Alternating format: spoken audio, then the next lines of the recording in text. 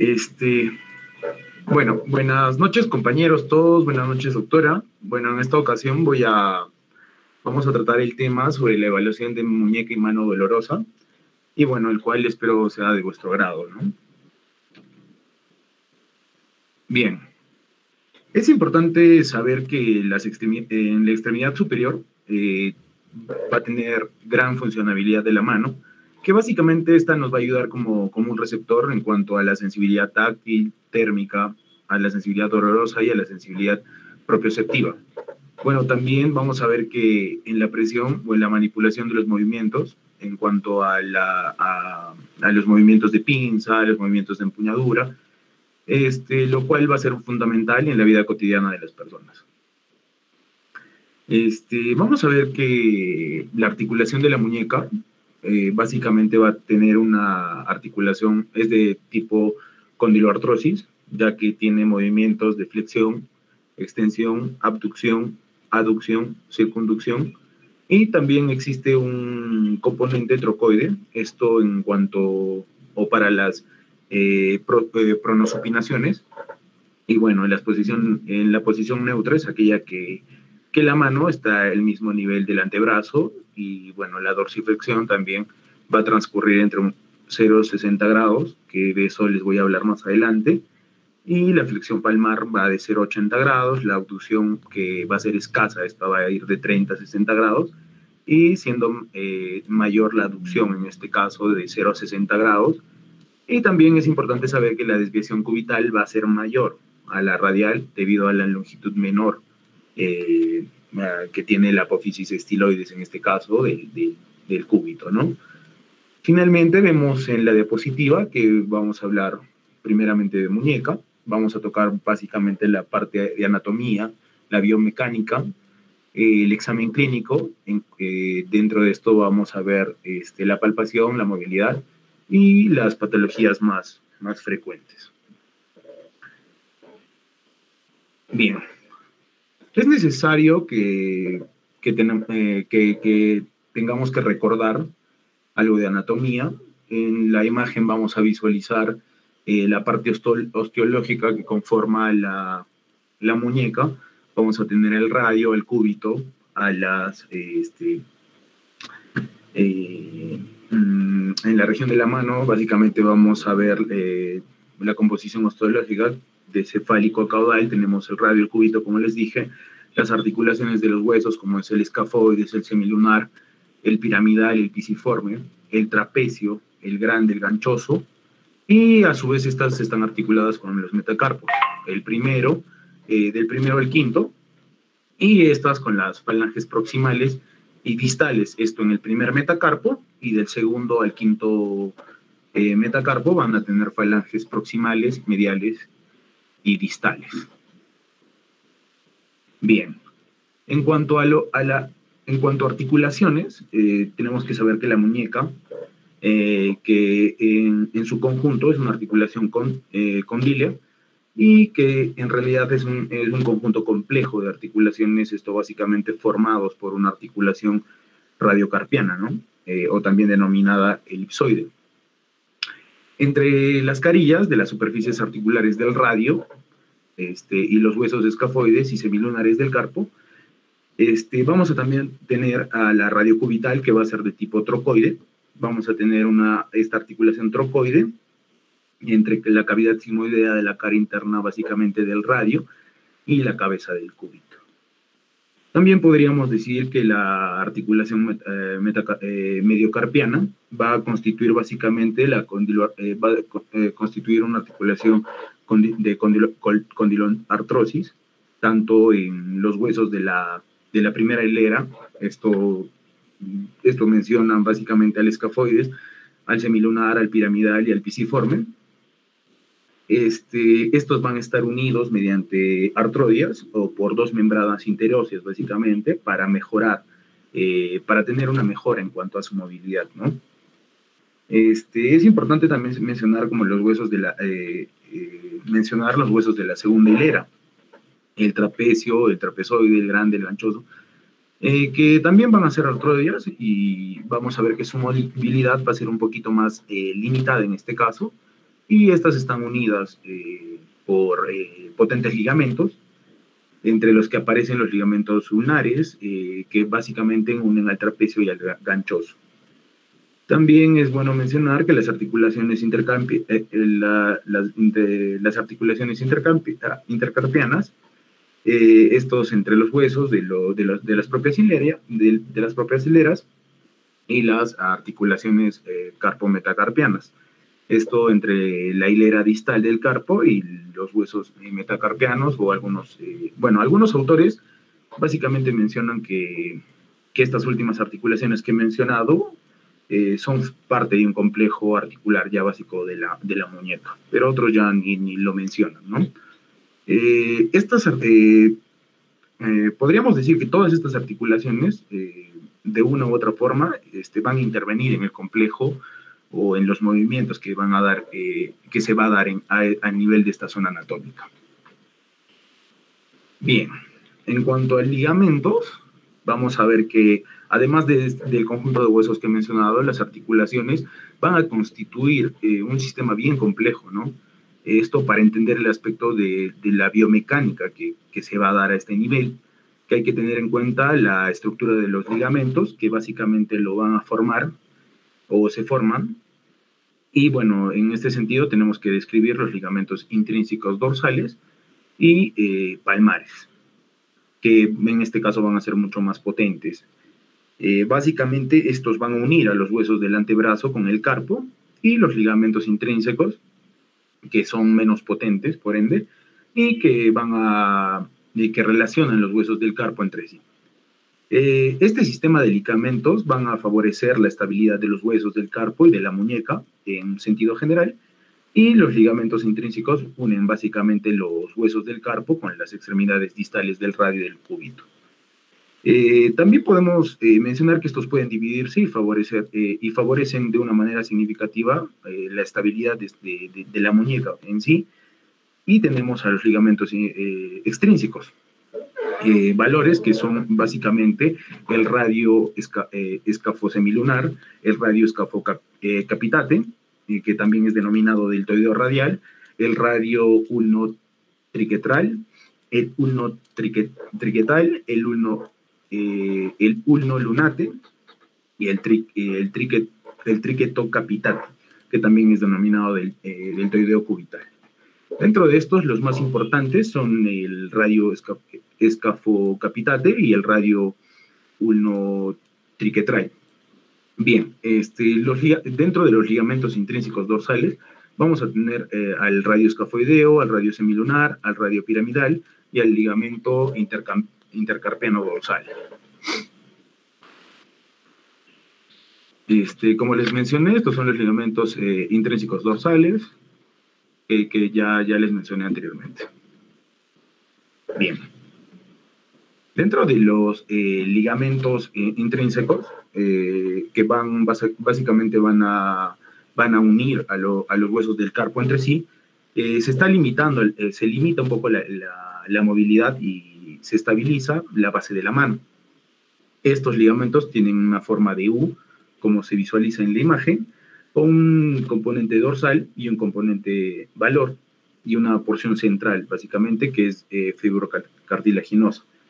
De estos ligamentos, lo más importante es para la función tiene una función estabilizadora, en este caso, de la fila proximal del componente dorsal del escafosemilunar y del componente valor del lunopiramidal, que estos básicamente van a separar el compartimiento radiocapital del medio capital, ¿no?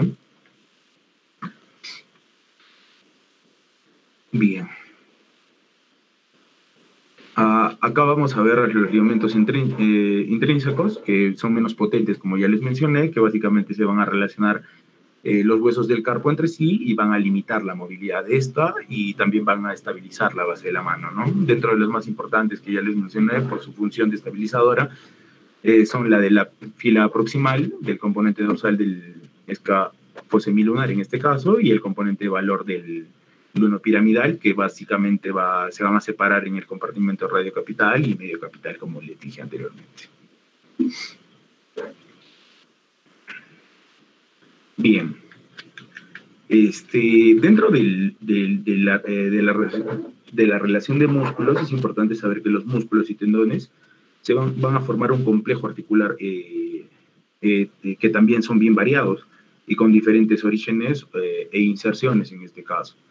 Los músculos principales que van a intervenir en el control de los movimientos, en este caso del complejo articular de la muñeca, vamos a tener dentro de ellos al flexor cubital del carpo, que es muy importante, al flexor radial del carpo, al palmar largo, que es muy importante para el movimiento de la flexión, el extensor cubital del carpo, el extensor radial del carpo y el largo del carpo, que es importante para el movimiento de extensión ya también.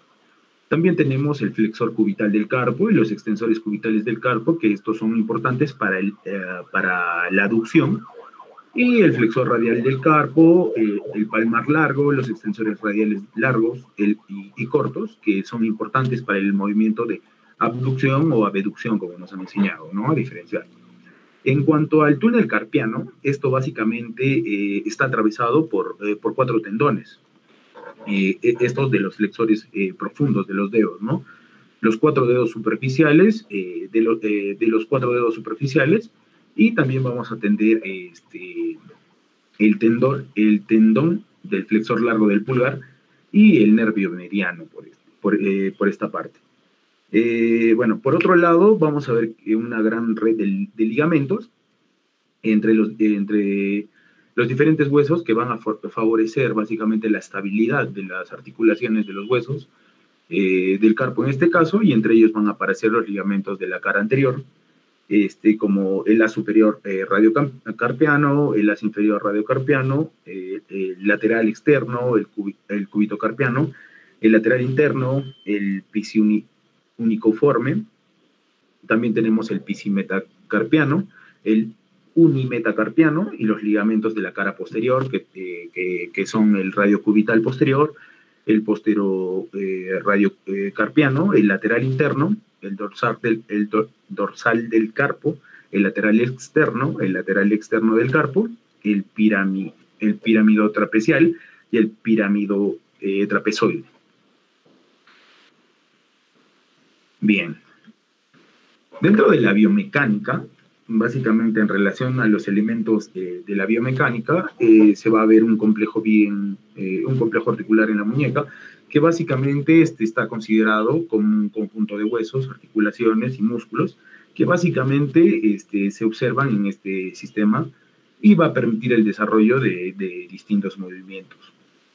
Y también en diferentes planos, ¿no? Estos movimientos se han organizado como consecuencia del desarrollo de la especie y con el tiempo de las necesidades funcionales del ser humano en cuanto al movimiento de la mano. Se ha logrado movimientos de flexoextensión, aducción y abducción, la rotación axial o pronosupinación también, y podemos decir que estos movimientos se van a producir en el marco de una estabilidad articular. Y esto logrando una adecuada funcionabilidad de la mano, que es vital para nuestra especie, ¿no? Los movimientos de la muñeca en este caso se van a lograr con una gran estabilidad de las articulaciones, combinando el control de la fuerza básicamente y la precisión, lo que va a permitir alcanzar objetivos concretos. Y estos movimientos son posibles por el trabajo conjunto de las articulaciones que ya les he mencionado antes, como la radiocubital distal, la radiocarpiana o las mediocarpianas, las intercarpianas, el capometacarpiano. Y bueno, esta estabilidad viene dada por la capacidad de mantener una relación normal entre los diferentes huesos que forman el complejo articular de los tejidos blandos, en este caso, que los van a limitar. Bajo una carga fisiológica, podríamos decir, en todo el arco de movilidad de la mano. Dentro de los movimientos que podemos señalar, o les señalé antes, que tenemos a la flexoextensión, que básicamente va a ser un movimiento de flexión, que va a generar una inclinación de la palma de la mano hacia la cara anterior del antebrazo, se puede decir, y que se inicia en la segunda hilera del carpo, básicamente, que este va a provocar la tensión de los ligamentos de la articulación mediocarpiana, principalmente de los ligamentos que unen al piramidal, al trapecio y al trapezoide, y estos para acabar el movimiento, van a generar, está generado por el escafoides, que va a mover al semilunar y el piramidal. También tenemos otros movimientos como son el movimiento de aducción y abducción, que es un movimiento básicamente el movimiento de abducción es una inclinación radial sobre la muñeca que tiene una amplitud que oscila, se dice, entre 15 a 25 grados con la muñeca en supinación, y bueno, por lo general se da entre 20 y 60, ¿no? Dado que se da esto porque el estiloide cubital es más corta que la radial en este caso.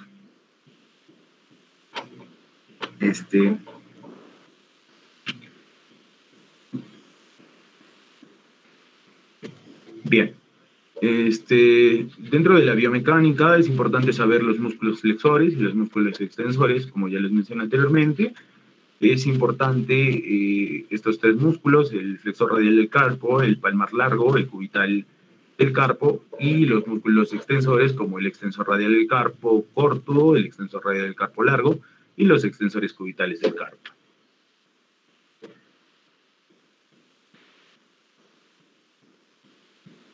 Bien, dentro de la anamnesis, previo al examen físico, tenemos que indagar mucho en el paciente, ¿no? Saber qué tipo de dolor tiene, indagar mucho en su historia, si ha poseído sinovitis en algún momento, si tiene, qué actividades laborales tiene el paciente, básicamente dónde se ubica el dolor y si posee otro tipo de síntomas del paciente. Bien, dentro del examen físico, ya entrando dentro del examen físico, podemos hablar sobre la inspección, que básicamente se va a dar en la cara posterior y en la cara anterior, ¿no? Básicamente en la cara posterior se hace evidente la prominencia de las apófisis estiloides del cúbito y tenemos que ver si hay algún tipo de deformidades o alteraciones sobre la piel. En la cara anterior de la muñeca, básicamente tenemos que ver si va a presentar algún tipo de flexión o de dos pliegues bien marcados, como es el caso del Banel, que básicamente señalan los límites proximales y distales del semilunar. Bien, dentro del examen clínico, ya entrando en lo que es examen clínico, tenemos que ver mucho sobre la posición en que se pone. El paciente se pone tenso y se hace notorio en la zona palmar menor, ¿no? Igualmente, al aproximar el pulpejo del pulgar al del meñique, va a estar en ligera flexión de la muñeca y sobresale al palmar menor. Todo esto en supinación. Generalmente también se ve detrás de él, a veces dentro está el nervio mediano y así se llama porque ocupa exactamente la línea media. También se tiene que ver si hay algún tipo de deformidades, cambios de volumen, alteraciones de la piel, entre otros.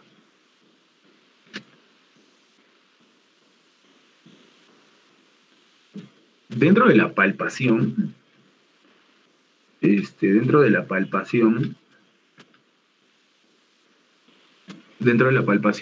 tenemos que examinar si hay algún tipo de cambios, en este caso de temperatura, de volumen, de forma, y existen 3 puntos de referencia, ¿no? Importantes, que es la apófisis estiloides, del cúbito, el tubérculo de Leicester, la apófisis estiloides del radio, y básicamente acá tenemos que buscar puntos dolorosos en la epífisis distal del radio y del cúbito. Para comparar con es bueno para... esto lo tenemos que realizar comparando, ¿no?, con el lado contralateral. En cuanto a movilidad, eh, podemos decir que existen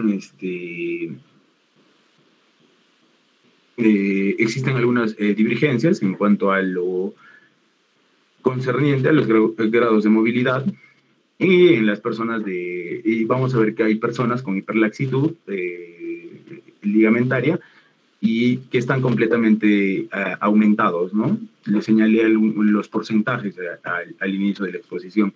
Vamos a ver que en ancianos básicamente se tiende a disminuir, la posición neutra que se mide básicamente en los movimientos de aducción y abducción.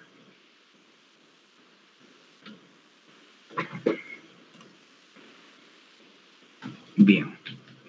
Dentro de las patologías más frecuentes en cuanto a muñeca, vamos a tener la fractura de coles, que básicamente o típicamente es usado para describir la fractura del extremo distal del radio, que en su unión córtico-medular. Pero bueno, ahora se ha determinado que este término tiende a ser utilizado básicamente para referirse a cualquier tipo de fracturas a nivel distal del radio, con o sin participación del cúbito, en este caso, que tenga algún tipo de desplazamiento doloroso en cuanto a fragmentos de algún tipo de fracturas, ¿no? La fractura clásica de Coles tiene las características como la fractura transversal del radio. Esta puede medir de 2.5 centímetros proximal a la articulación básicamente radiocarpiana y va a tener un desplazamiento dorsal o una angulación dorsal. En cuanto a la fractura de Smith, o también denominada Coles invertida, podemos decir que es una fractura en el extremo distal del radio también, con desplazamiento palmar ya también, del fragmento y de la mano. Y esto con respecto al radio, ¿no? Y esto produce la deformidad denominada empala de jardinería. Tenemos otra fractura que es el Roe-Barton, que es la marginal posterior del radio y es intraarticular en este caso.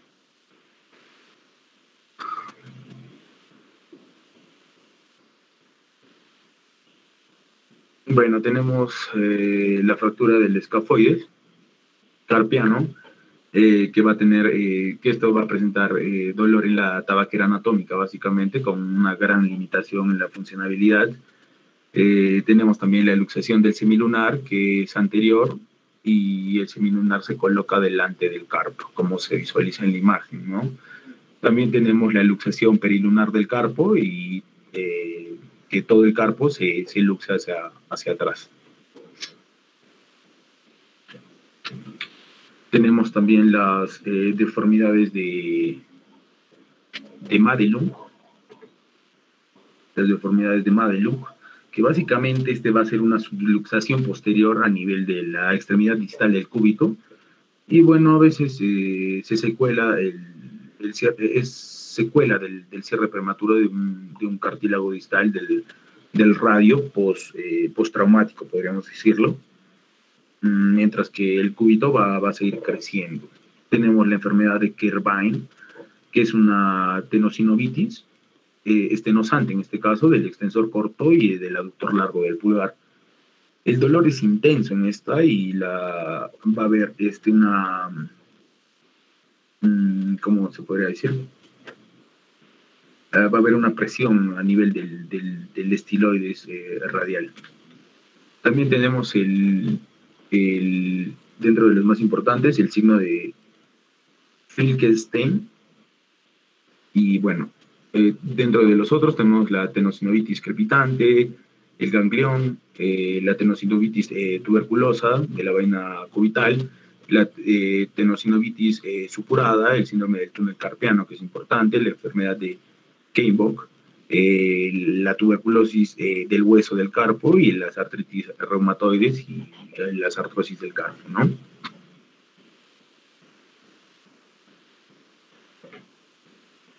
Bien.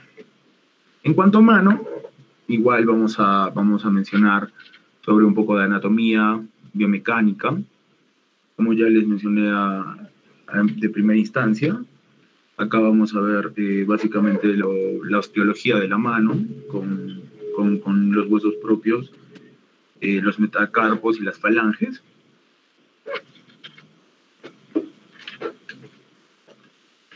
Bueno,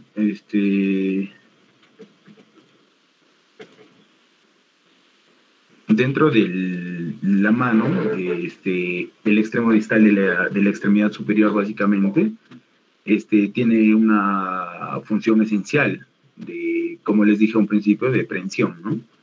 Esta va a estar conformada por un conjunto de huesos, como ya lo saben, que ya les mencioné, y podemos decir que estas piezas óseas se mantienen en relación a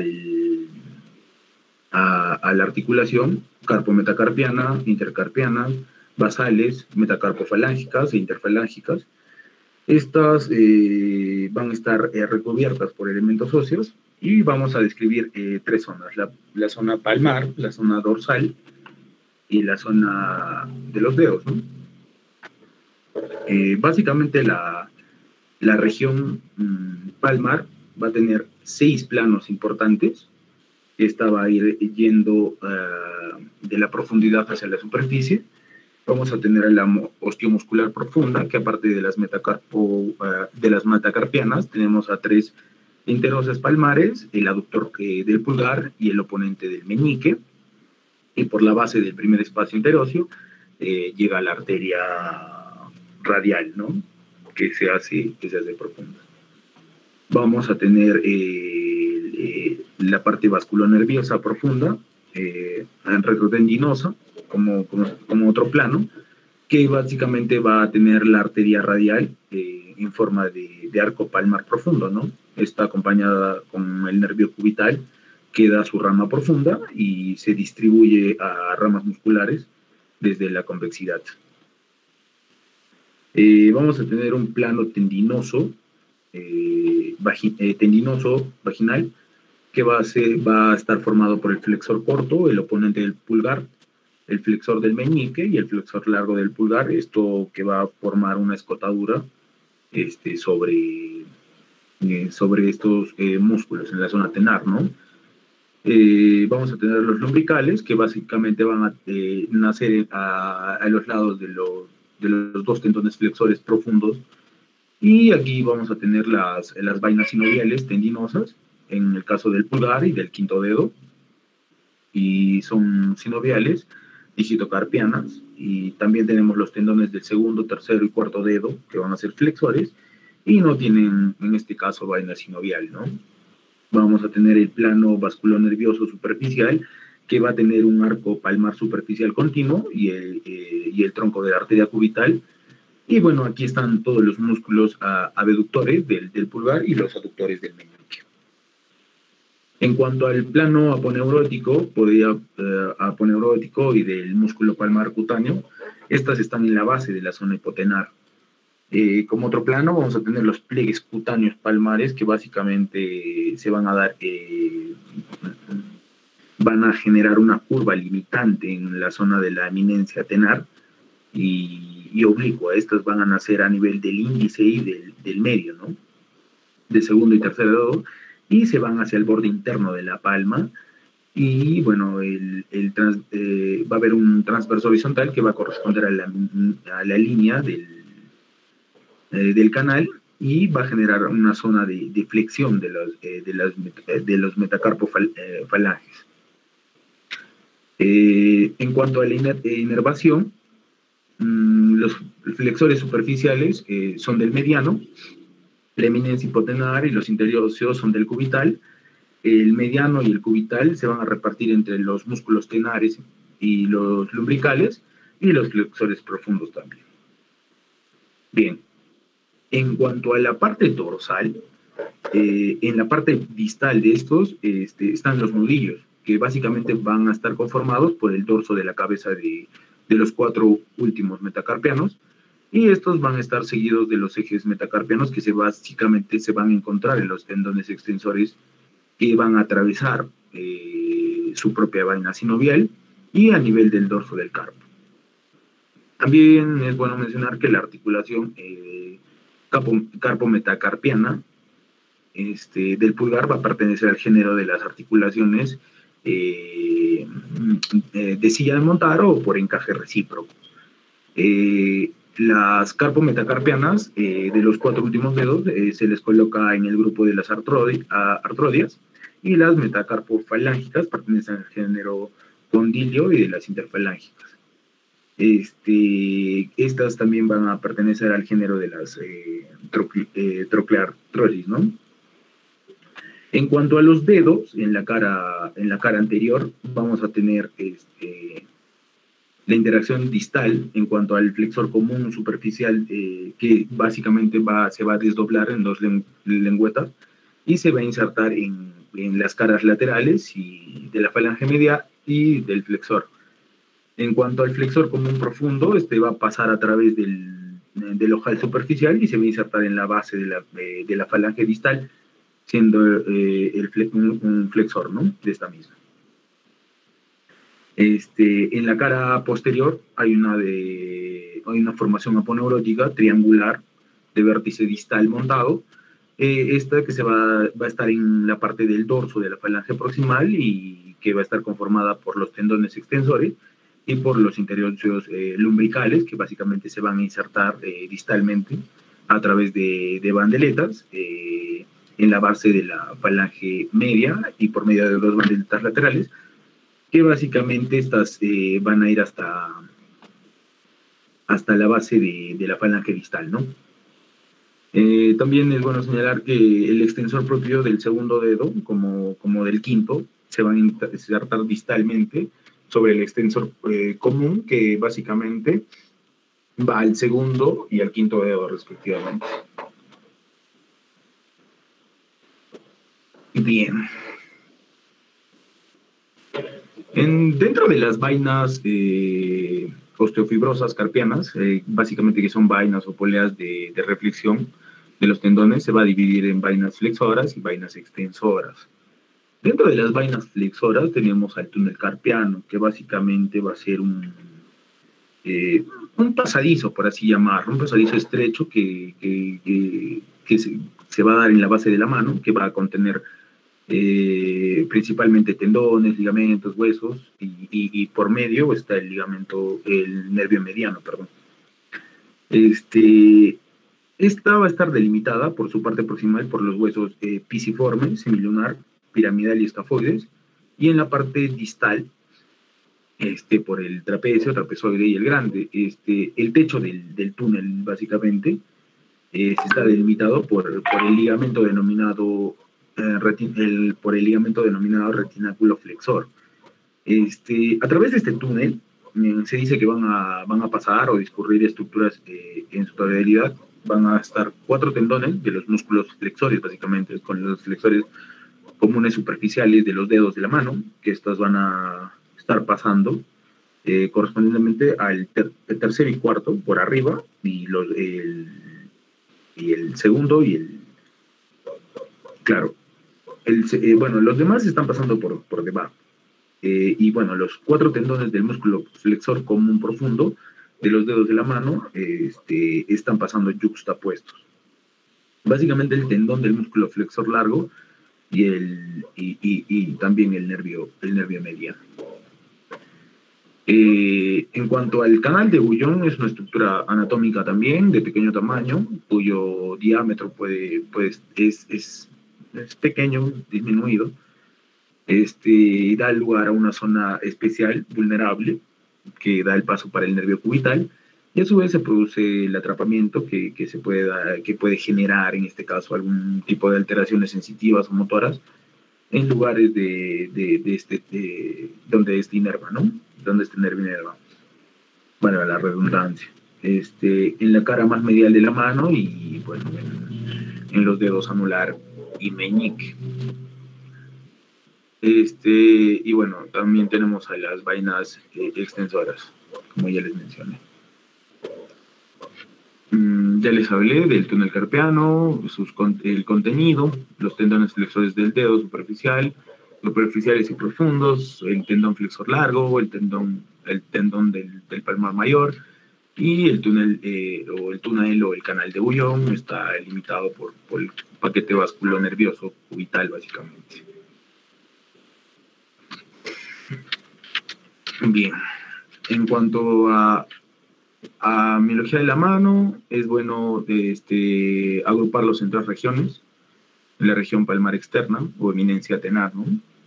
En la región palmar interna o eminencia hipotenar, y en la región palmar media. Esta para distinguir las zonas. En cuanto para pasar al examen. Dentro de las articulaciones de la mano, tenemos las intercarpianas, que van a ser básicamente artrodias, las mediocarpianas, que generalmente están por la parte lateral van a ser artrodias, y por la parte medial condiloartrodias. También tenemos a las carpometacarpianas, que van a ser artrodias, que que la primera va a ser de encaje recíproco, ¿no? La metacarpiana, que también va a ser artrodia, las metacarpofalángicas, que son condiloartrodias, y las interfalángicas, que van a ser de clase trocleartrosis, ¿no? Bien. Dentro de los que es examen clínico de mano, básicamente vamos a ver la inspección, que acá básicamente tenemos que observar si hay algún tipo de deformaciones, aumento de volumen, alteraciones básicamente en la piel, tanto en la cara anterior, en la cara palmar o como en la cara dorsal. Igualmente al nivel de los dedos y al momento de contenerlos. Básicamente, como les dije, se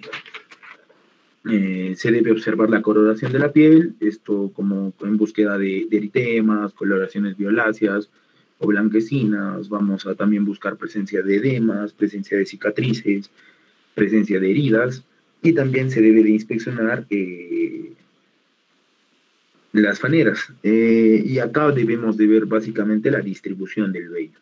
En este caso también podemos buscar alteraciones mundiales, ¿no? Que nos podrían hablar de enfermedades sistemáticas o en algunos casos de pacientes con déficit nutricional. También es importante en cuanto a la distribución de las glándulas sudoríparas. A su vez también podemos buscar asimetrías. En esto podemos ver deformidades óseas evidentes, algún tipo de atrofia muscular. Y en cuanto a la inspección, también es bueno señalar que cuando un paciente viene en un contexto de trauma, ¿no? O postraumático, o algún tipo de fractura o algo, se puede evidenciar fácilmente las deformidades clásicas, ¿no? En cuanto a una fractura de muñeca, por ejemplo, en la fractura de coles o coles invertida. En cuanto a la posición en reposo, la muñeca y la mano, bueno, también se tiene que buscar algún tipo de anormalidades fuera de la posición natural.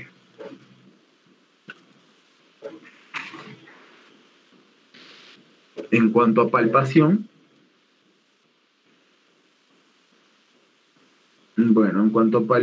podemos decir que se tiene que examinar si hay un cambio de temperatura, algún cambio de temperatura, de volumen, de forma, y básicamente tenemos que buscar puntos dolorosos, ¿no? Básicamente siguiendo los 5 ejes radiales, tanto en el dorso como en la palma, siempre que sea posible, y estos compararlos de manera contralateral. También tenemos que buscar estructuras anatómicas como las apófisis estiloides radiales y cubitales, la tabaquera anatómica, que es importante, el tubérculo de Leicester, en los extensores comunes de los dedos, los extensores largos del pulgar, el extensor radial del carpo, el extensor ulnar del carpo. Y en la parte palmar tenemos que siempre palpar el pulso radial, el pulso cubital, el flexor radial del carpo, el flexor radial ulnar del carpo, el tubérculo del escafoides, y también es bueno palpar el gancho y el grande y el ganchoso, ¿no?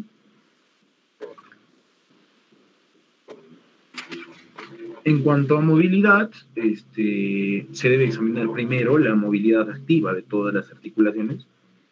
Esto fijando con una mano la zona metacarpiana a nivel de la línea del canabel, y indicaremos al paciente que básicamente movilice las metacarpofalángicas de los cuatro últimos dedos, y vamos a fijar en extensión las metacarpofalángicas, esto con el fin de examinar las interfalángicas proximales, y tenemos que fijar estas últimas en extensión para luego examinar las interfalángicas distales.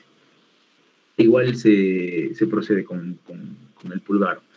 Luego examinaremos la movilidad pasiva y se buscará algún tipo de movilidad anormal en el paciente.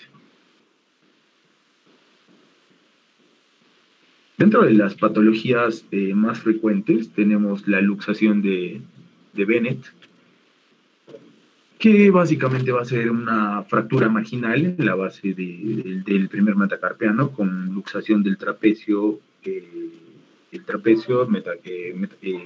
el metacarpo, ¿no? Vamos a tener también la fractura del cuello del quinto metacarpiano, o también denominada la fractura del peleador, que básicamente desaparece el nudillo del quinto dedo o del quinto metacarpiano, y pues se puede visualizar gran tumefacción. Vamos a ver también una fractura de la diáfisis del metacarpiano, que básicamente se va a visualizar una deformación con prominencia en el dorso del metacarpo, y va a haber un desplazamiento en el vértice posterior, ¿no? Tenemos la fractura de la diáfisis de las falanges proximales y mediales, generalmente que van a presentar angulaciones del vértice anterior. En este caso, vamos a ver la luxación metacarpofalángica, que va a presentar deformaciones marcadas en cuanto a desplazamientos a nivel de la zona posterior. Vamos a tener la luxación interfalángica con un desplazamiento posterior y una deformación. Y vamos a tener también la paroniquia, que básicamente va a ser una infección periunguial, que también es llamada o también de panadizo. Vamos a tener la infección del pulpejo, que va a presentar este tipo se va a presentar con un dolor intenso y básicamente un dolor intenso.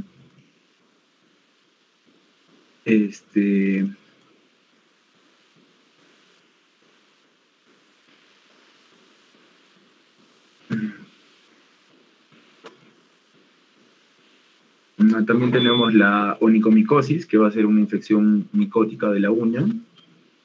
El tumor de glomico, que va a ser un nódulo pequeño en el lecho unguial y va a ser muy doloroso también La polidactilia, que es la mayor cantidad de dedos. La sindactilia, que es la fusión de dos o más dedos, que esto se va a dar de manera congénita. O también en algunos casos se ha visto que en pacientes post-quemadura. También tenemos la retracción de Dupuytren, que es por fibrosis, ¿no? de las aponeurosis palmares, y hay una flexión fija del anular, y del dedo anular y del dedo meñique. Esto con nodulaciones de la palma de la mano. Tenemos las retracciones isquémicas de Volkmann, que esto se va a dar por necrosis de la musculatura anterior del antebrazo, básicamente, y esto es al flexionar la muñeca, y los dedos se pueden extender ligeramente, y al extender los dedos se flexionan.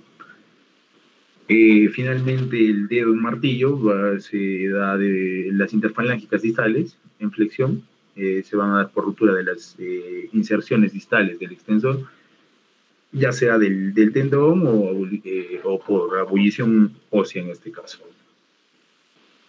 Bueno, eso sería todo. Espero que haya sido aclarado.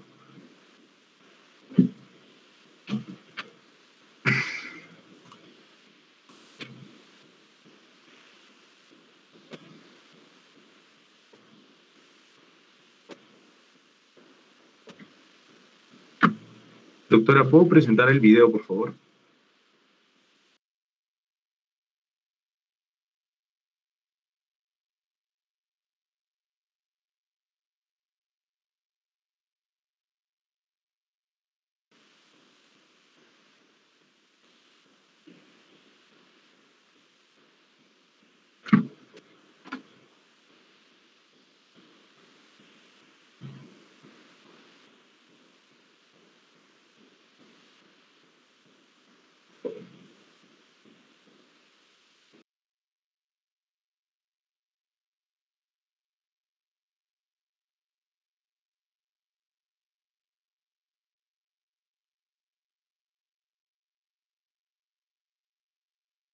Doctora,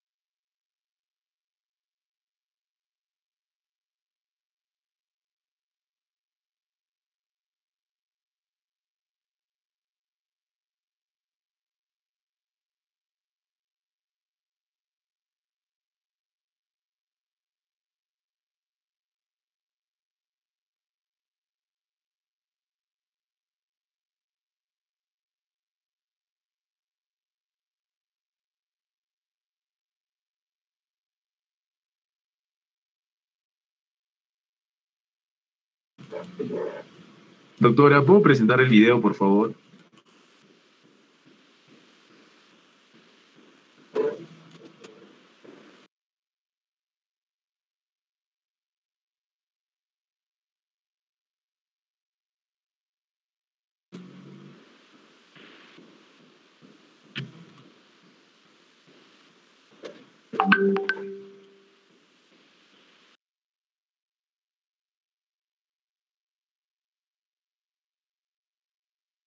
¿Terminaste?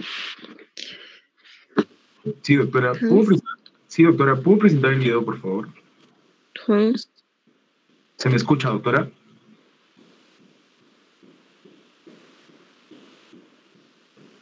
Sí se te escucha.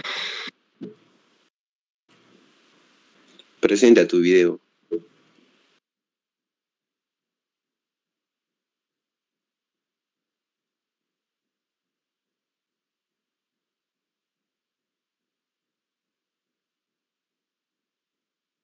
No se escucha el video. No se escucha.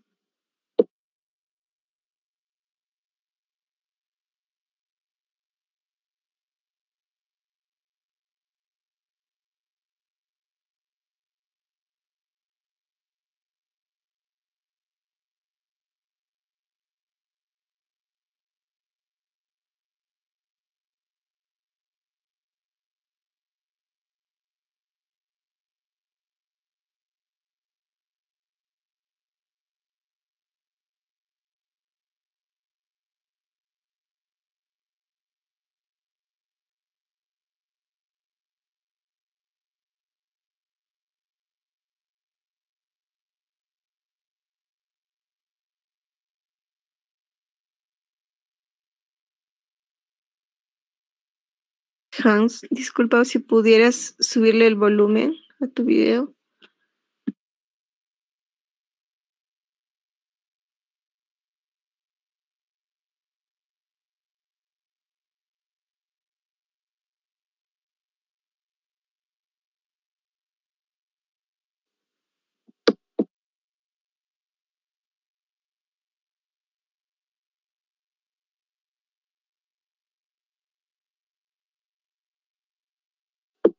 No se escucha todavía.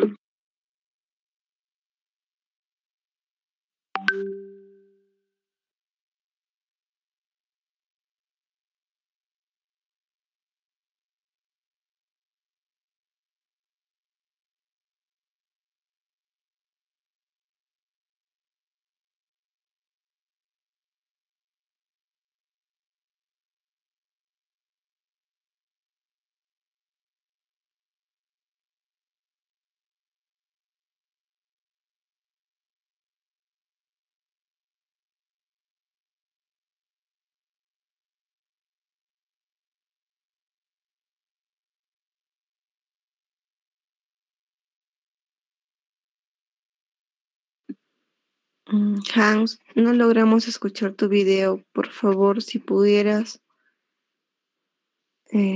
subirle el volumen o... Doctora, ¿no se escucha nada?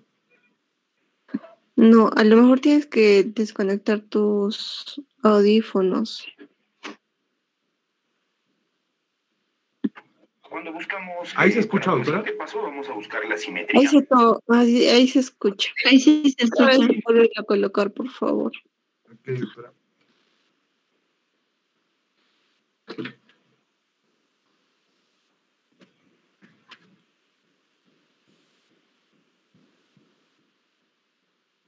Doctora, buen día, compañeros. Todos en esta ocasión voy a hacer la simulación de un examen físico de muñeca.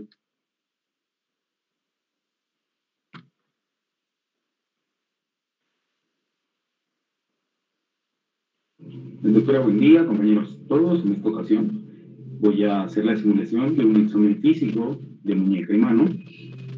Tenemos que tener puntos importantes en cuanto a este tipo de examen. Como es que tenemos que tener frente a frente al paciente, este examen tiene que realizarse frente a frente. En el caso del paciente, tiene que tener el codo y parte del antebrazo apoyado en una superficie compacta. Bueno, tenemos 4 importantes pilares en este caso para realizar un examen físico de manera estupenda. Bien, como uno de los principales pilares y uno de los primeros pilares que debemos de realizar es la inspección. Acá básicamente tenemos la mano del paciente y acá debemos de observar básicamente la coloración de la piel en el paciente. Esto con la finalidad de buscar algún tipo de eritema, algún tipo de coloración violácea o blanquecina en este caso.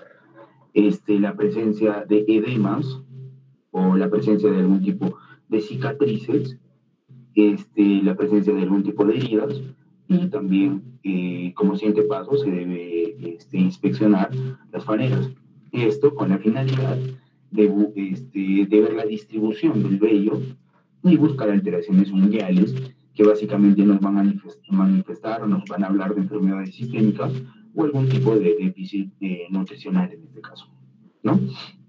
También es importante la distribución de las glándulas sudoríparas, eso es importante.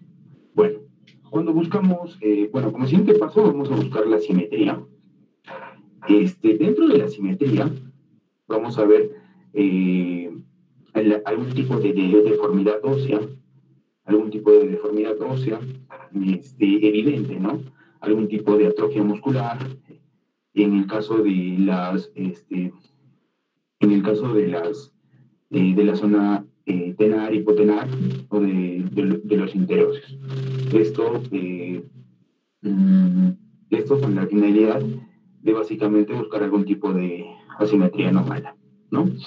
Es importante saber que en el contexto de algún trauma o accidente o el paciente venga traumatizado, se pueden distinguir básicamente algunas deformidades clásicas, como es en este caso la fractura de Coles o la de Smith, que es la coles invertida, ¿no? Bueno, Dentro de la posición en reposo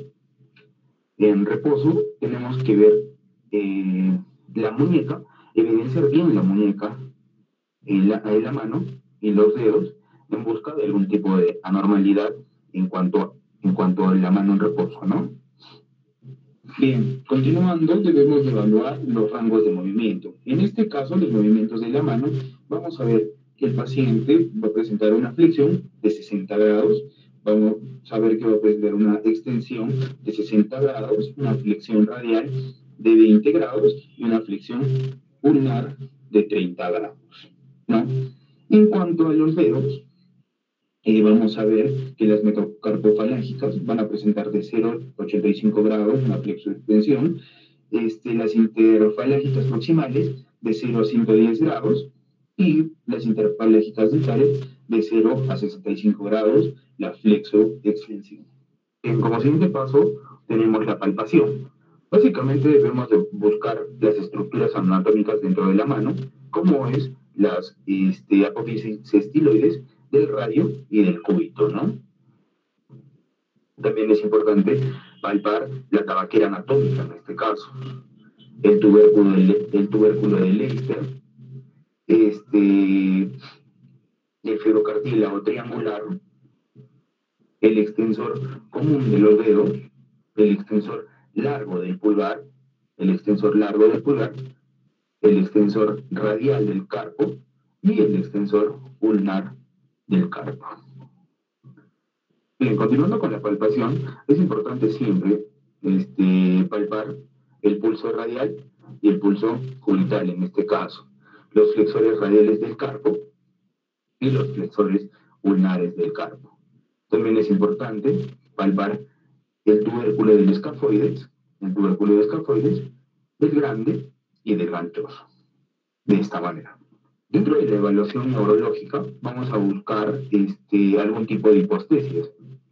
En este caso nos podemos ayudar de alguna pinza o de algo puntiagudo para básicamente palpar la inervación en cuanto a la parte radial, en este caso, a la parte medial y a la parte cubital. Bien, continuando, vamos a hacer las pruebas específicas según patología. Básicamente, como primer punto, vamos a hablar sobre el síndrome del túnel carpiano. Esto, básicamente, tenemos que hacer el test de Tine. En este caso, vamos a hacer que el paciente ponga el codo sobre una superficie compacta y vamos a examinar o percutir la parte del retináculo flexor, en este caso, ¿no? Percutir. En este caso, si el paciente es positivo, el paciente va a presentar una parestesia en el trayecto del nervio mediano. Como siguiente test, vamos a tener el test de Falley.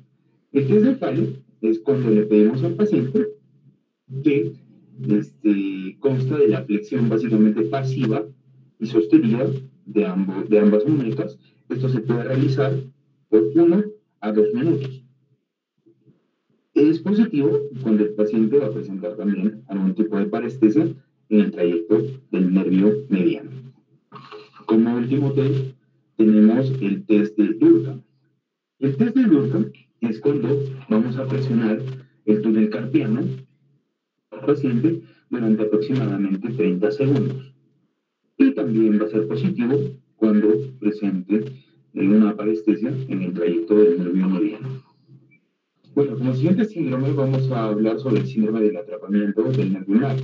En este caso vamos a hacer diferentes test. En este caso el test de Frommel, que básicamente se le va a dar una hoja de papel al paciente entre el pulgar y el borde radial del dedo índice. Esto con el fin de que el examinador jale o tire el papel. En este caso, si es positivo o es porque el paciente va a tener la incapacidad de la retención, de la flexión, en este caso las interfalángicas del pulgar. Como siguiente test vamos a tener el test de Waterberg. Al paciente se le va a pedir que, se le va a generar una abducción a sus dedos y se le va a pedir que que genere una abducción en los dedos. Aducción en los dedos. Y esto va a ser positivo cuando el paciente va a tener la incapacidad de aducir el dedo meñique en este caso. Bien, como siguiente test vamos a tener el test del entrecruzamiento de los dedos. En este caso se le va a pedir al paciente que se genere un intercruzamiento entre el segundo dedo y el tercer dedo de esta forma. Esto para evaluar la inervación motora de la musculatura intrínseca en este caso. Bien, esto sería todo en cuanto al examen físico de muñeca y mano. Espero que este video haya sido de vuestro agrado. Gracias.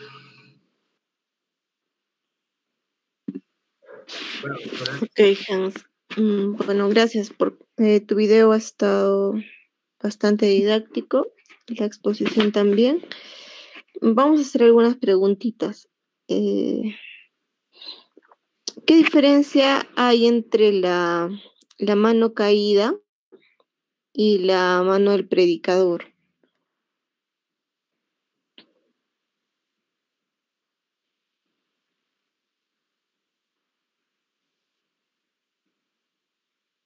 ¿Me escuchan?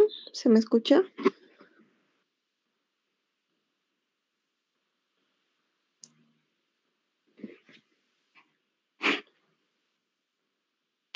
Doctora, ¿Se me escucha? sí, Ok, le doctora. preguntaba para Hans. ¿Qué diferencia hay entre la mano caída y entre la mano del predicador, Hans?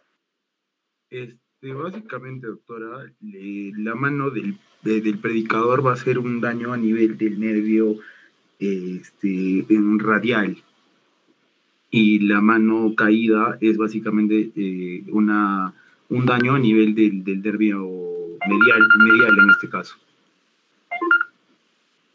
¿Estás seguro? La del predicador, sí, doctora. Ya, ¿alguien tiene otra posición distinta? Doctora, La mano del predicador. A ver, ¿quién levanta la mano? A ver, Dafna. doctora, la mano del predicador es básicamente la lesión del nervio mediano, mientras que la mano caída es la lesión del nervio radial. Exacto, es al revés, Hans. Sí, La doctora. mano del predicador es lesión del nervio mediano, como lo dijo tu compañera, y la mano caída es por lesión del nervio radial. ¿Y cuál es la diferencia entre la mano en garra? Doctora, la mano en garra ya también va a ser lesión en nervio cubital o ungular. Exacto.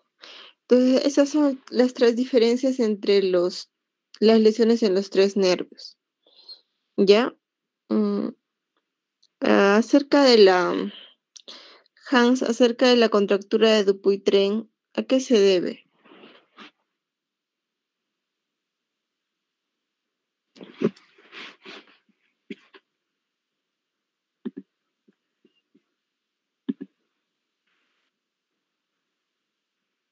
Hans. Es básicamente se va a dar por un engrosamiento o un endurecimiento del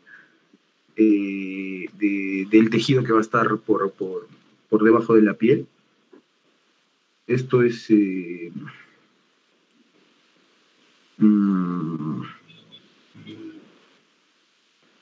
va a ser una enfermedad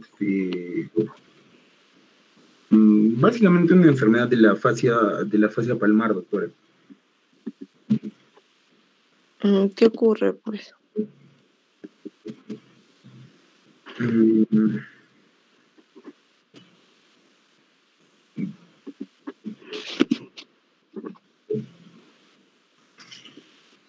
Se supone que lo has revisado, ¿no? Sí, doctora. Se me ha ido ahorita.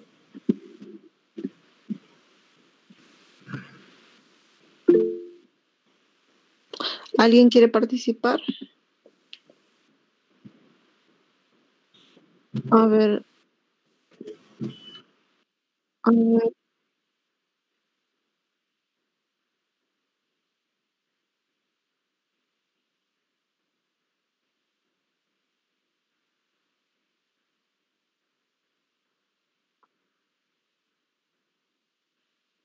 Ujú. Claro, es el engrosamiento de la fascia, fibrosis de la fascia palmar. Y la mano va a tener un cierre progresivo, ¿no? Por este engrosamiento. Y la... a ver, ya hablamos.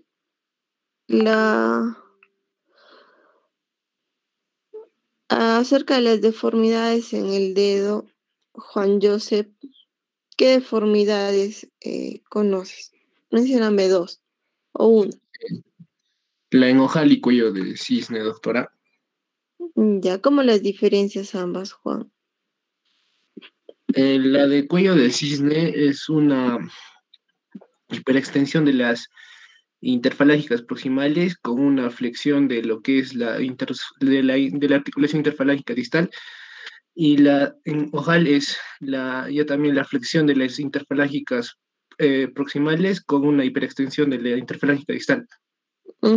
Correcto, está muy bien. ¿Y el dedo en resorte, Joaquín?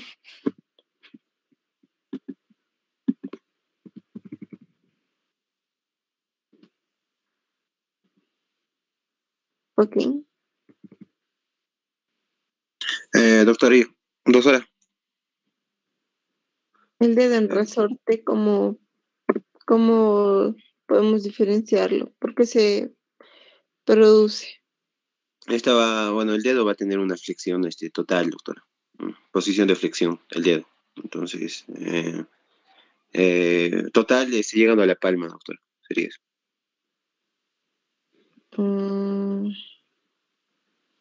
No. No. Alexis. Doctora. El dedo negativo vendría a ser la flexión se puede decir la flexión de la interfalángica proximal, y hasta el momento de hacer contrarresistencia se genera como un chasquido, un movimiento resorte. Contrarresistencia. De una flexión, doctora. No una extensión, doctora, de la flexión que se está generando en la interfalángica proximal. Genera un chasquido. A ver, primero empecemos. ¿Por qué se produce? No sé, eso sí no sé, doctora. Disculpe. A ver, Milenka. Dafna. Doctora, presente. ¿Sabes por qué se produce el dedo en resorte? Doctora, ¿no es cuando se produce, cuando la vaina tendinosa del dedo se irrita y esta se inflama? Ya, ¿qué vaina tendinosa? Sería la vaina tendinosa del dedo que se va a afectar, ¿no? Porque también es llamado dedo en gatillo. O sea, ¿qué vainas tendinosas tienes, no?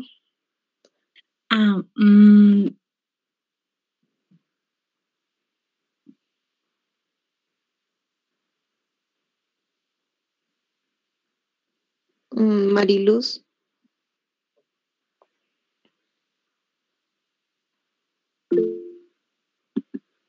No estoy segura, doctora. No sé qué vaina exacta. Alina.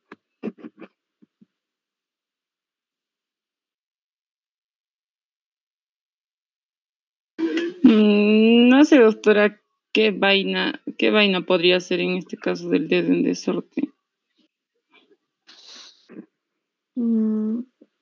Doctora, ¿no sería... Perdón. Doctora, ¿no es de la metacarpofalángica, entre las metacarpofalángicas, entre la articulación? Ahí se da. No. Hans. Doctora, ¿no sería básicamente una una inflamación a nivel de los flexores. Es pues los flexores. Tienen que hablar con nombre y apellido. En este caso sería del flexor,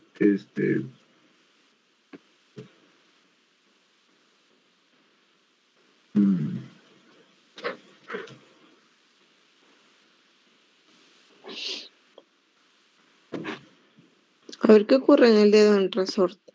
Lo que ocurre es un bloqueo, ¿no? A nivel del tendón flexor, la vaina tendinosa del tendón flexor, de cualquier dedo.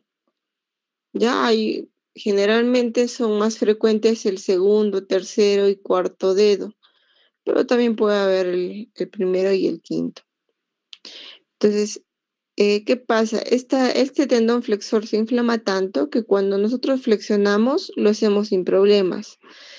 Pero como todo tendón tiene una vaina que lo recubre, al intentar extender el dedo, esta vaina inflamada, este tendón inflamado, roza con la vaina y produce un bloqueo. Entonces el paciente les va a decir, puedo flexionar el dedo, pero cuando intento extenderlo, se queda atrapado o está bloqueado. Y tengo que hacerlo con mucha fuerza y se escucha un chasquido, ¿no? Eso puede ocurrir en la metacarpofalángica como en la interfalángica proximal. En cualquiera de los dos lados, la vaina está, hay el bloqueo de este tendón flexor. Entonces, a eso le llamamos el dedo en resorte. Y el dedo en martillo, ¿a qué le llamamos, Mariluz?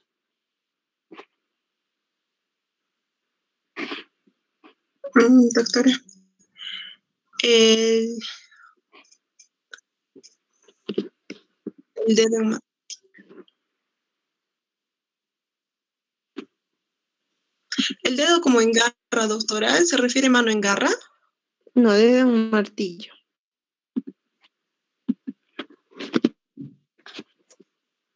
Ingrid.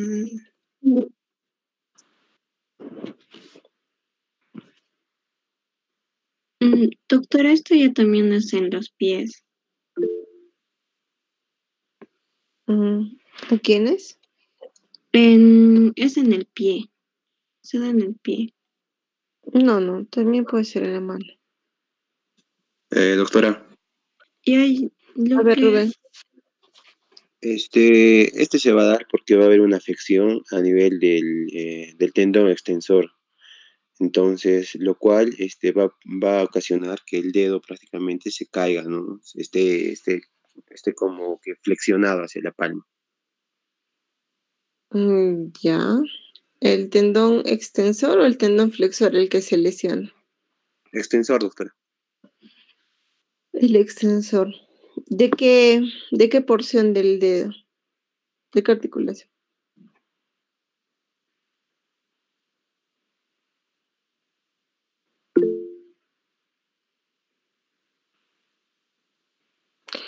Bueno, el dedo en martillo, o sea, a diferencia del resorte, es también una lesión en el tendón extensor, como lo dice Rubén, pero de la porción distal del dedo, ¿no? De la interfalángica distal. Entonces, imagínense que si nosotros nos lesionamos ese tendón, el tendón extensor, entonces, ¿qué movimiento va a predominar?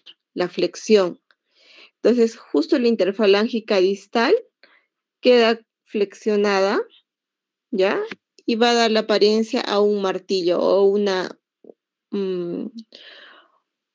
o como una L, ¿no? Va a quedar flexionada la porción distal y a eso le llaman dedo en martillo, por lesión en el tendón extensor. En cambio, si es lesión en el tendón flexor, es el dedo en resorte o el dedo en gatillo.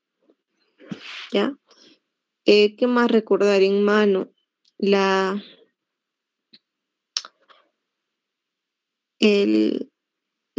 tendinitis de Kervain. Alexis, ¿cómo podemos sospechar de una tendinitis de Carvain? ¿Qué nos podría decir el paciente? Doctora. ¿Cuál sería la manifestación clínica de una tendinitis de Carvain? A ver, doctora. No sé, doctora, muy bien sobre eso. Disculpe.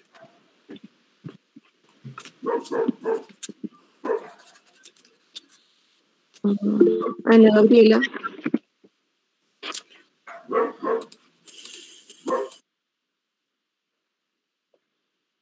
Sí, doctora. Ella. ¿Cuál es la clínica de una tendinitis de Carvain?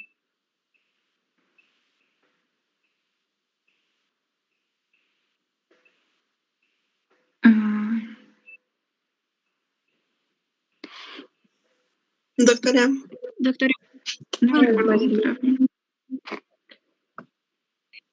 Ya, va a haber un dolor intenso a la presión del estiloide radial, doctora. Creo que en la tenosynovitis de Kervain se desarrolla la maniobra de Finkelstein, en la cual... clínica, ¿cómo tú te puedes dar cuenta que el paciente tiene, qué manifestaciones tiene?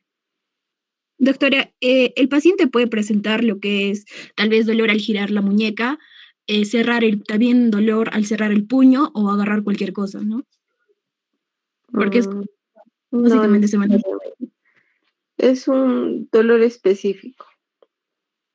Un dolor intenso a la presión del estiloide radial, doctora. Pero el paciente no te va a decir, ¿no? Me duele cuando presiono el estiloide radial. ¿Qué te va a decir el paciente? Al girar la muñeca. Es un dolor a nivel del pulgar, doctora. ¿En qué parte del pulgar? En la base del pulgar. En la base del pulgar. ¿Y va a incrementar con qué movimientos, Hans? Básicamente al mover el pulgar y la muñeca. ¿Qué movimientos del pulgar?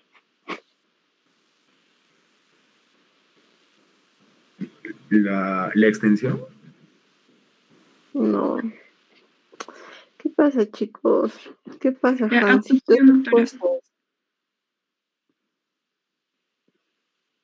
A ver, Ana Gabriela. Doctor, el movimiento de abducción.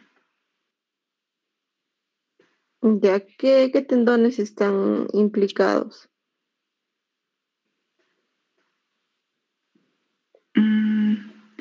El abductor corto del pulgar. Ya. Y no recuerdo el otro, doctora. Doctora, no serían... corto. ¿Otro? Doctores, es el abductor largo y el extensor corto del pulgar.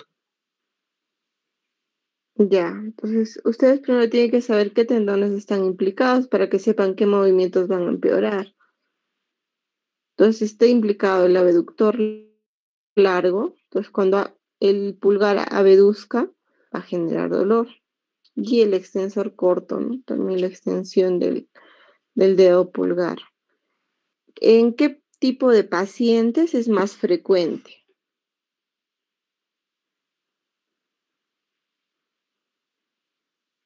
¿En qué tipo de pacientes yo sospecharía si me dice, doctora, me duele aquí en la base del pulgar, ¿no? Cuando extiendo el dedo pulgar o cuando trato de hacer una apertura, ¿no? Del dedo pulgar.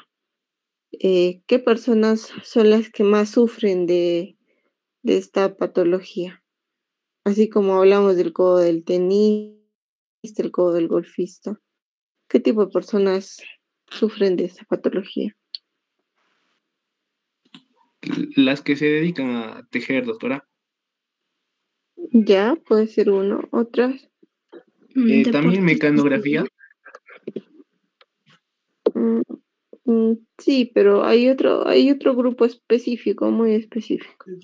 Doctora, las personas que practican deportes, como por ejemplo practican deportes con raquetas o palos. También otro grupo ocupacional. Bueno, no es un grupo ocupacional, pero en quienes es muy frecuente. Doctora, también puede ser en madres con hijos que tienen a su cargo los niños pequeños. Las gestantes y las madres primerizas. Generalmente, las mujeres gestantes en el tercer trimestre pueden sufrir de esto, y también las primerizas, ¿no? Porque todo el momento están cargando al bebé, entonces están con el dedo pulgar en abducción o en extensión, entonces refieren mucho dolor. También algunos pacientes diabéticos, ¿no? Pueden hacer las tendinitis de Kervain. Y la maniobra que nos ayuda a corroborar el diagnóstico, ¿qué maniobra es? Finkelstein, doctora. Finkelstein, doctora. Finkelstein, doctora. Ajá. ¿Alguien quiere explicarnos cómo es esa maniobra? Se flexiona, doctora, el pulgar sobre la palma de la mano y luego envuelve el pulgar con los dedos. Y luego Ya. tienes que flexionar la mano hacia el meñique. Si causa dolor es positivo. Flexionar la mano, discúlpame. Ya, primero el pulgar atrapado entre los dedos, ¿no? Ajá. De ahí Después envuelves el pulgar con los dedos, o sea, encima. Ya. Ajá. Luego tienes que flexionar la muñeca al lado del meñique, hacia el lado del meñique. Y si esto va a causar... ¿Qué lado es? Lado cubital, doctora. Cubital, Se hace una desviación cubital, ¿no? Hacia el lado cubital. Y si causa dolor es positivo. Ajá, en la base, ¿no? Ahora tengan en cuenta que hay que diferenciar también la fractura de escafoides, que es diferente.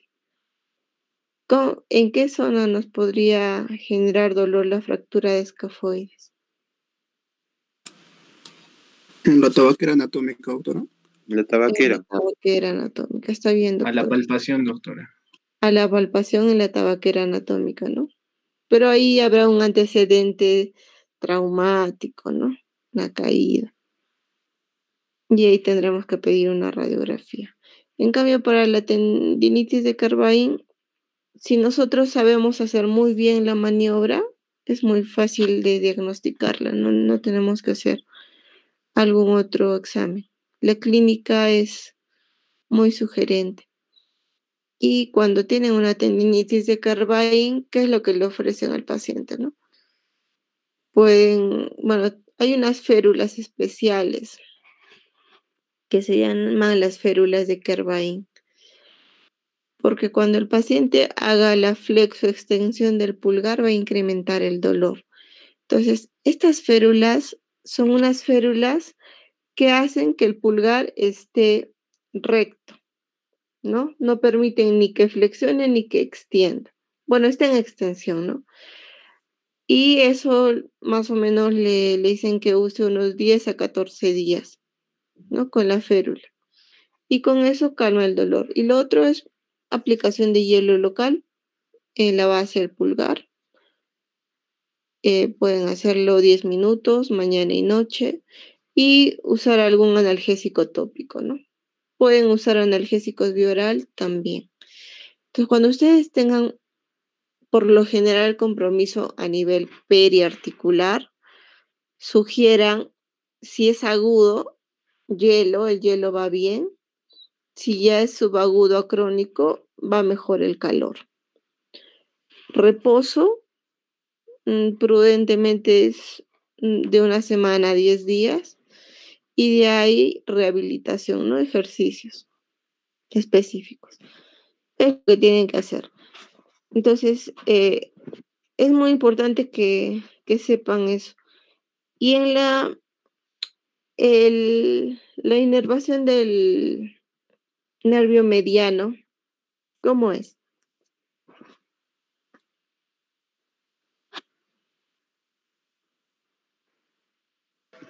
Es, doctora, inerva el primer, segundo, tercer y la cara radial del cuarto.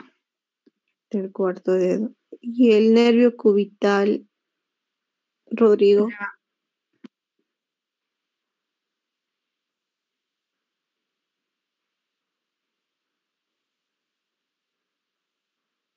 Del cuarto dedo.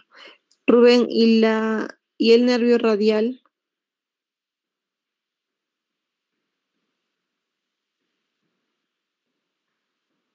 Este va a inervar el dorso, doctora, del primero, segundo y tercero, primero, segundo, tercero y la cara radial del cuarto también, doctora. Del cuarto, ¿no? No se olviden de eso. ¿Qué molestias va a tener el atrapamiento del nervio mediano? O el síndrome de túnel carpiano. Parestesias, doctora. Parestesias, ¿no? En esas regiones que han mencionado, del nervio mediano. Si hubiera un atrapamiento del nervio cubital, pues también van a tener parestesias en los dedos que han mencionado. Por eso es importante que recuerden la anatomía. ¿Y ahí qué le ofrecemos al paciente con síndrome del túnel del carpo, por ejemplo? ¿Qué movimientos tiene que evitar?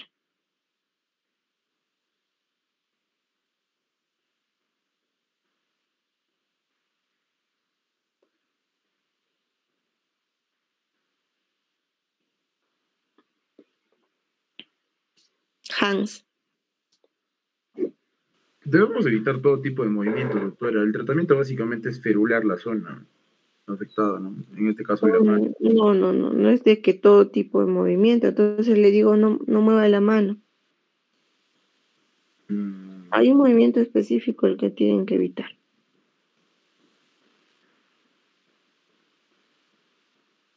No. La flexión de la muñeca, doctora. La flexión de la muñeca. Es lo que tienen que evitar. Para no comprimir el nervio. Para no comprimir el nervio mediano. Sí, tienen que evitar la flexión de la muñeca. Y para eso tienen que usar también una férula, ¿no? La férula para el túnel carpiano, que lo que hace es, tiene una barra metálica justo en la muñeca, que evita que el paciente flexione, ¿no? La muñeca. Y bueno, los rangos articulares en flexión, ¿hasta cuántos grados de la muñeca? 70 grados, doctora. 60, 80. Ese rango sí. Ya, y la extensión. 80 grados, 70. 80, 85 grados. La abducción. 15 grados, doctora. 15 grados. Y la aducción. 45. 40, 45 grados. 40, 45 grados. Está bien, doctores. Bueno, eso es básicamente con respecto a la mano y la muñeca. ¿Ya? Creo que ya hemos hecho la revisión de todas las patologías. No se olvide. ¿Ya? ¿Tienen alguna pregunta más?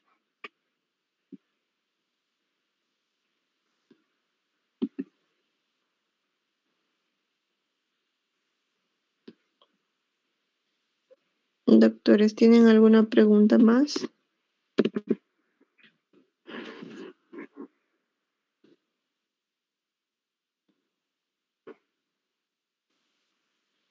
¿Me escuchan? ¿Están presentes? Por favor, respondan algo. Sí, doctora. Bueno, entonces nos vamos a quedar ahí.